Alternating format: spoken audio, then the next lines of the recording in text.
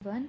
आज हमने क्वेश्चन करना है, स्टेट और प्रूफ करना है साइलोज थर्ड थ्योरम। ठीक है, तो सबसे पहले तो हम इसकी स्टेटमेंट पढ़ते कि हमने प्रूफ क्या करना है। ठीक है, हमें स्टेटमेंट समझ आनी चाहिए, फिर हम आगे प्रूफ करेंगे ना कि हमें करना ही क्या है। ठीक है, तो स्टेटमेंट क्या कहती है कि if G is a group of order P की पावर केयर क्या हुआ, और जो हमारा पी है वो प्राइम है और क्या है, कोई भी पॉजिटिव इंटीजर है, और जो पी और क्या हुआ है दोनों का जीसीडी 1 है। और हमारे पास जो नंबर ऑफ साइलोज पी सब ग्रुप है वो एनपी से डिनोट कर रखा है उन्होंने। ठीक है, और वो किस फॉर्म में होगा, MP+1 के, जो एम होगा हमारा कोई भी जीरो से बड़ा नंबर होगा। ठीक है, तो ये क्या कहना चाहता है, तो सबसे पहले तो हमें ये प्रूफ करने से पहले साइलोज फर्स्ट और थर्ड थ्योरम, फर्स्ट और सेकंड थ्योरम मानना चाहिए, फिर हमें थर्ड करेंगे। ठीक है, मैं बेसिकली शॉर्टली बता देती हूँ वो थ्योरम क्या कहते हैं। तो जो फर्स्ट थ्योरम होता है वो हमें बताता है कि जैसे हमारे पास कोई भी ग्रुप है, ठीक है, उसका ऑर्डर हमारे पास पी है। ठीक है, पीयर क्या हुआ है, ठीक है, उसका ऑर्डर पीयर क्या हुआ है, तो उसके अंदर कितने ऐसे जी एग्जिस्ट कर, मतलब नंबर, मतलब जो यहाँ पे 2 ऐसे जी या 3 ऐसे जी, जो उसका ऑर्डर होता है वो कितना होता है वो बताते हैं। जैसे एग्जांपल ले लेते हैं हम S3 ग्रुप। ठीक है, इसका ऑर्डर क्या होता है हमें पता है, 6 होता है। 6 को हम क्या लिख सकते हैं, 2 × 3 2। तो यहाँ पे हम टू है जैसे, तो 2 ऐसे जी बनेगा, तो इसका ऑर्डर भी कितना होगा, 2 होगा। बट अगर यहाँ पे 2 की पावर 4 होती जैसे कोई और एग्जाम्पल, तो वहाँ पे क्या बनता, 2 ऐसे जी बनता, पर उसका जो ऑर्डर होता वो होता 2 की पावर 4। वो फर्स्ट थ्योरम हमें बस बताता है कि ऐसे जी है, वो उसका ऑर्डर कितना होगा। ठीक है, और जो जो थर्ड थ्योरम है जो अब हम करने जा रहे हैं, वो हमें बताते हैं कि जो ये ऐसे जी एग्जिस्ट करते हैं ये कितने करते हैं, ये हमें उसके नंबर बताता है वो कितने एग्जिस्ट करते हैं। ठीक है, और इसको हम कैसे सोल्व करते हैं, मतलब इस क्वेश्चन में हमारे पास क्या प्रूफ करना होता है कि जो हमारे पास 1 + KP डिवाइड करते हैं ऑर्डर ऑफ जी, जो ये 1 + KP होता है, ये होता है हमारे पास नंबर ऑफ साइलो सब ग्रुप्स। ठीक है, ये होते हैं साइलो सब ग्रुप्स। ठीक है, ठीक है, ये कितना होता है, और हमें एक फॉर्मूला पता है conjugate order of conjugate classes H = order of G divide by order of N। क्या होता है, यहाँ पे हमारे पास नॉर्मलाइज ग्रुप होता है। ठीक है, ये जो फॉर्मूला होता है यहाँ पे, ये क्या होता है हमारे पास, order of conjugate classes H, conjugate के बारे में आपने पढ़ चुका होगा, ये ऑर्डर ऑफ G होएगा, ये नॉर्मलाइज ग्रुप होता है, नॉर्मलाइज ग्रुप भी आपने पढ़ा होगा। और हमें पता है कि जैसे जो जी होता है उसमें जैसे P होता है। ठीक है, तो जो हमारे पास जो जितने भी हमारे P होते हैं तो वो सारे कंजुगेट करते हैं, डिस्टिंक्ट कंजुगेट करते हैं। और हमें पता है कि जो ये कंजुगेट क्लासेस होते हैं, ये जितनी इसकी लेंथ होती है उतने उसमें एलिमेंट होते हैं, सारे डिस्टिंक्ट होते हैं, तो वो उसके इक्वल होंगे। तो हमें बेसिकली पता है कि जितने ये होंगे वो उसके इक्वल होंगे, उतने उसमें PSS ग्रुप एग्जिस्ट करेंगे। तो हमें क्या पता लगता है यहाँ से कि जो ऑर्डर ऑफ जी होगा, order of normalise group H, वो किसके इक्वल होगा, 1 + KP। ये KP लिया था ना मैंने यहाँ पे। ठीक है, ये इसके इक्वल होगा, तो हमें ये प्रूफ करना है। ठीक है, तो हमें पता लग गया हमें क्या लास्ट में लेके आना है। हमें सबसे पहले क्वेश्चन समझ आना चाहिए भी, स्टेटमेंट क्या बोल रही है, और हमें लास्ट में क्या प्रूफ करना है। ठीक है, तो हम क्वेश्चन स्टार्ट करते हैं। बहुत इजी है, आपको समझ आ जाएगा, सिर्फ 2 स्टेप मेनली इसमें फॉलो याद रखने होते हैं, बाकी तो सब इजी है। तो स्टार्ट करते हैं। तो सबसे पहले हम लेट कर लेते हैं, लेट PBA PSSG सिलो सब ग्रुप। ठीक है, ऑफ ग्रुप G, और हम इसमें जो हाईएस्ट पावर ले लेते हैं वो K ले लेते हैं, हाईएस्ट पावर K ले लेते हैं, तो मतलब ऑर्डर ऑफ P कितना होएगा, PK, हाईएस्ट पावर K ले लिया हमने। ठीक है, इसमें और हमें पता है कि हम बाय अब यहाँ पे यूज करेंगे बाय डबल कोसेट भी हम पीछे पढ़ चुके, पीछे आ चुका है ये टॉपिक। कंपोजिशन ऑफ जी क्या होता है हमें पता है, we know that G = union X belongs to G, HX के, जो ये H है K है, ये दोनों सब ग्रुप हैं G के। ये U क्या होता है, यूनियन होता है। X कहाँ से बिलोंग कर रहा है, G से कोई भी एलिमेंट X बिलोंग कर रहा है। जैसे ये हमारे पास G है, ये हमारा ग्रुप है, इसमें से X कहीं से बिलोंग कर रहा है, यहाँ पे अलग अलग 2 H और K सब ग्रुप है। ठीक है, तो हमें इसका ऑर्डर कर लेते हैं। ऑर्डर ऑफ जी क्या होगा, summation x belongs to G order of H x के।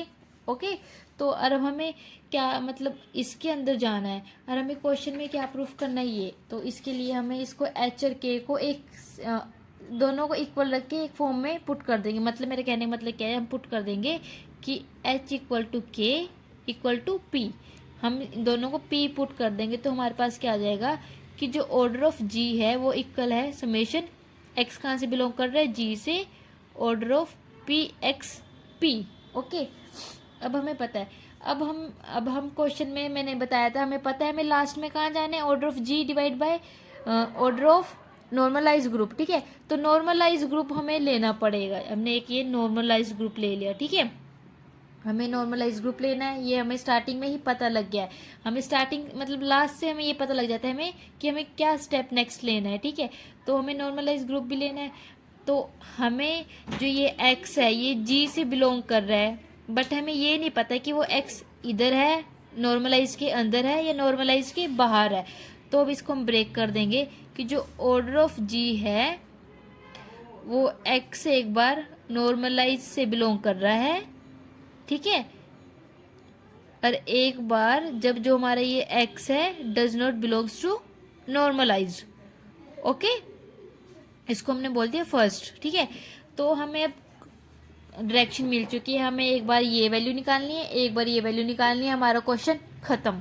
तो सबसे पहले हम लेते हैं कंडीशन जब हमारा एक्स बिलोंग कर रहा है नॉर्मलाइज से, ये वाली कंडीशन कब बनती है जब एक्स इसके अंदर है और जब x does not belongs to normalize, मतलब यहाँ से, बट दोनों है तो जी के अंदर ही।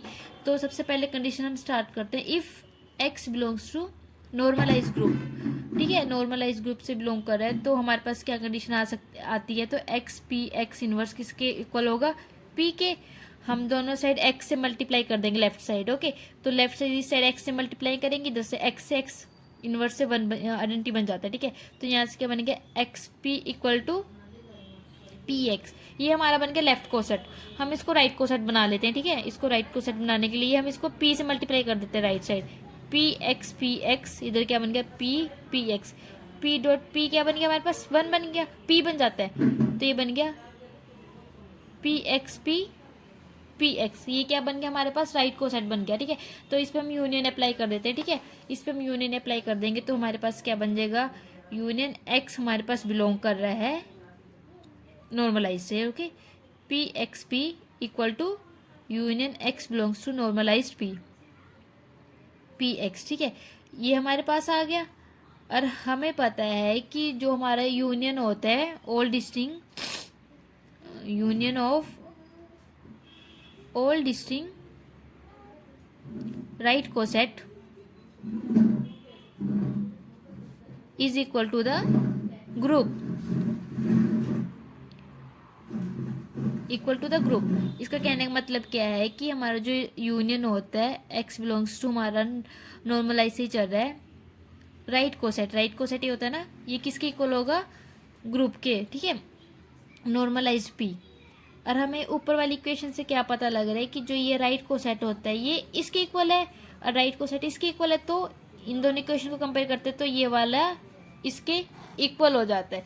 तो हमारे पास यहाँ से क्या आ गया कि जो ये नॉर्मलाइज ग्रुप है ये किसके इक्वल है, union x belongs to N P x P. Okay, ऊपर वाली इक्वेशन से हमारे पास ये आ गया। ठीक है, अब दोनों साइड ऑर्डर निकाल लेते हैं, order of N P equal to summation x belongs to N P चल रहा है, order of P x P, ये हमारे पास आ गया। ये देखो फर्स्ट वाली इक्वेशन में हमारे पास फर्स्ट टर्म आ गई जब हमारा एक्स एन पी से बिलोंग कर रहा है, तो ये वाली चीज़ यही सेम है तो ये वाली यहाँ पे हम पुट कर देंगे using second equation in first we get, सीधे लिख देती हूँ मैं, वी गेट हमारे पास क्या आ जाता है, ऑर्डर ऑफ जी, यहाँ पे था summation x belongs to N P order of P x P, यही इधर है हमारे पास, तो ये किसके इक्वल है, ऑर्डर ऑफ एन पी के साथ प्लस में क्या है हमारे पास, जब हमारा x does not belongs to N P order of P x P. ठीक है, थर्ड इक्वेशन नाम देते हैं, मतलब हमने एक पार्ट निकाल लिया अब हमें ये सेकंड वाला निकालना है, जब हमारा एक्स हमारा नॉर्मलाइज के अंदर नहीं बिलोंग कर रहा है, ठीक है। तो इसको हम करते हैं, if x does not belongs to NP। तो जब हमारा एक्स नॉर्मलाइज से बिलोंग नहीं कर रहा है तो हमारे पास क्या आएगा कि जो हमारा एक्स इनवर्स है वो does not equal to P, ये हमें पता है, does not equal to P। तो does not equal to P, और हमें पता है जो इसका हम इंटरसेक्शन लेते हैं, अगर एक्स इनवर्स का अगर हम इंटरसेक्शन लेते हैं तो वो P का सब ग्रुप ही होगा, बट P के इक्वल नहीं होगा, ये हमें पता है, ठीक है। और ये है तो बाय इसमें लैग्रेंजन थ्योरम लगाएंगे हम, बाय लैग्रेंजन थ्योरम हमें पता है कि जो order of x inverse intersection P divide करेगा किसको, ऑर्डर ऑफ P। और हमें पता है ऑर्डर ऑफ P हमने स्टार्टिंग में लेट किया था, वो क्या था, P की पावर K, ये हमने स्टार्टिंग में लेट किया था कि ऑर्डर ऑफ P K होगा। और हमें पता है ये, तो जो ये मतलब ये इसको डिवाइड कर रहा है, इसका जो इंटरसेक्शन है वो इसको डिवाइड कर रहा है, तो P की पावर K को कौन डिवाइड करेगा, मतलब डिवाइजर्स P की पावर ही कुछ होगी। तो यहाँ से हमारे पास क्या आ जाएगा कि order of x inverse intersection P की कोई पावर होगी, उसको ले लेते हैं M, और जो वो M होगा किसके बीच में लाई करेगा, 1K और K के बीच में ही लाई करेगा, क्योंकि इसका डिवाइजर है तो वो इससे छोटी ही पावर का ही होगा, इससे बड़ी पावर का तो कोई डिवाइड नहीं करेगा। अब जैसे 2 6 को डिवाइड करेगा, बट 2 की पावर 4 6 को तो नहीं डिवाइड करेगी ना, वो तो फिर गलत हो जाएगा, ये बड़ी हो जाएगी ना, तो वही चीज़ इधर मैं बोल रही हूँ, ठीक है। ये हमारे पास आ गया, और हमें पता है कि ऑर्डर ऑफ P क्या होता है, order of P multiply by order of P divide में दोनों का intersection, order of x inverse intersection of P। तो यहाँ से हमारे पास पता है ऑर्डर ऑफ P क्या है, P के, ऑर्डर ऑफ P क्या है, P के, दोनों का इंटरसेक्शन क्या है, PM। तो हमारे पास इधर से क्या बनता है, P2K प्लस M। इसको हम दो ऐसे सेपरेट फॉर्म में लिख लेते हैं कि हमने स्टार्टिंग में क्या एज्यूम किया था कि ऑर्डर ऑफ G क्या था, P मतलब हमें गिवन था कि P क्या वो फॉर्म, मतलब इसमें होता है कि हमारे पास एक प्राइम होता है एक इंटीजर होता है, तो इसको मैं ऐसे भी लिख सकते हैं क्वेश्चन को ईजी करने के लिए कि P की पावर K प्लस 1 मल्टीप्लाई में P की power K minus M minus 1। ये इसको हम ऐसे भी मान सकते हैं कि ये Pn प्लस 1 है, ये हमारा कोई किया हुआ है, ठीक है, इसको हमने लेट कर लिया, ठीक है, ये हमने इसको लेट कर लिया, इसको हम लिख लेना बाद में ढंग से, इसको लेट कर लिया। अब हमें पता है कि ये हमारे पास क्या आ गया, ऑर्डर ऑफ P क्या आ गया, P की पावर n प्लस 1 मल्टीप्लाई में क्या हो, ठीक है, ये हमारे पास आ गया। और हमें पता है कि जो हमारा Pn प्लस 1 है वो इसके ऑर्डर को डिवाइड करेगा, तो इसको मैं ऐसे भी लिख सकते हैं कि Pn plus 1 divide order of P, ठीक है। और हमें ये पता है कि जैसे हमें स्टार्टिंग में ये कंडीशन कौन सी चली जब हमारा x नॉर्मलाइज से बिलोंग नहीं कर रहा, तो हम उसको भी लिख लेते हैं, तो इसको लिख लेते हैं Pn प्लस 1 डिवाइड्स जब हमारा x does not belongs to NP क्या था, नॉर्मलाइज, ठीक है, ओके, ये आ गया। और हमने स्टार्टिंग में नंबर थ्योरी में या मतलब ग्रेजुएशन में मैंने पढ़ा था कि अगर n डिवाइड करता है m को, तो हमें पता है कि ये इसको डिवाइड करे तो ये इसका डिवाइजर होगा, इसका कोई मल्टीपल ही होगा, तो इसको हम ऐसे भी लिख सकते हैं m equal to n multiply t यहाँ पे होता है कोई इंटीजर होता है, तो इसी चीज़ को हम इधर यूज़ करेंगे। तो हमें पता है कि जो ये होगा ये किसके इक्वल होगा, x does not belongs to NP, order of P किसके इक्वल होगा, Pn प्लस 1 मल्टीप्लाई में t। और जो यहाँ पे हमारे पास ये t क्या होगा, ये कोई भी पॉजिटिव इंटीजर होगा, ठीक है, ये हमारे पास पॉजिटिव इंटीजर हो गया, तो हमारे पास ये आ गया, तो हम इसको, ये चीज़ हमारे पास ये आ गई, तो इसको हम इक्वेशन नंबर 4 बोल देते हैं, तो हम इक्वेशन 4 को थर्ड में यूज़ करेंगे, तो हमारे पास क्या आ जाएगा फाइन, तो ये हमारे पास क्या आ जाता है, order of G equal to order of normalise group plus ये किसके इक्वल है, इसके इक्वल है, तो इसको हम यहाँ पे पुट कर देते हैं, ठीक है, ये T, ये हमारे पास क्या आ गई, फिफ्थ इक्वेशन आ गई। ठीक है, फिफ्थ इक्वेशन आ गई। अब हम क्या करेंगे, ये आ गया। अब इसको हम दोनों साइड अब हम देखते हैं कि हमें पता है कि जो हमारा ये नॉर्मलाइज ग्रुप है, ये सब ग्रुप है किसका, सब ग्रुप है किसका है, जी का, जी का सब ग्रुप है। तो इसमें हम लैग्रेंज थ्योरम लगाएंगे। तो लैग्रेंज थ्योरम क्या कहता है कि जो उसका सब ग्रुप होता है, जो उसका हम ऑर्डर निकालते हैं, वो ग्रुप के ऑर्डर को डिवाइड करते हैं, ग्रुप के ऑर्डर को डिवाइड करते हैं। और वो डिवाइड करता है तो मतलब अगर दोनों को हम डिवाइड करते हैं तो वो हमें एक इंटीजर देता है। मतलब ये हमारे पास एक इंटीजर होगा।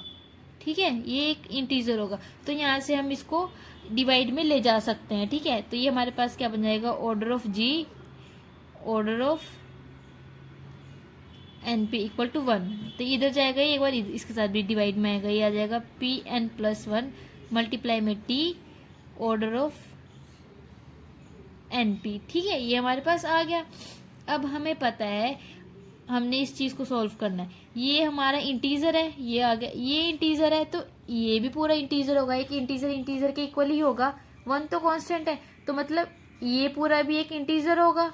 तो हमारे पास यहाँ से क्या आ जाता है कि पी एन प्लस 1 मल्टीप्लाई में टी डिवाइड में order of normalise group P क्या है, एक हमारे पास, ये हमारे पास है एक इंटीजर है। ठीक है, तो ये हमारे पास एक इंटीजर है। और हमें पता है कि जो P है वो सब ग्रुप है किसका, नॉर्मलाइज ग्रुप का एक सब ग्रुप है। तो इसमें हम लैग्रेंज थ्योरम लगाएंगे। जब इसमें हम लैग्रेंज थ्योरम लगाएंगे तो यहाँ से क्या आएगा कि जो ऑर्डर ऑफ P है वो डिवाइड करेगा ऑर्डर ऑफ नॉर्मलाइज ग्रुप को।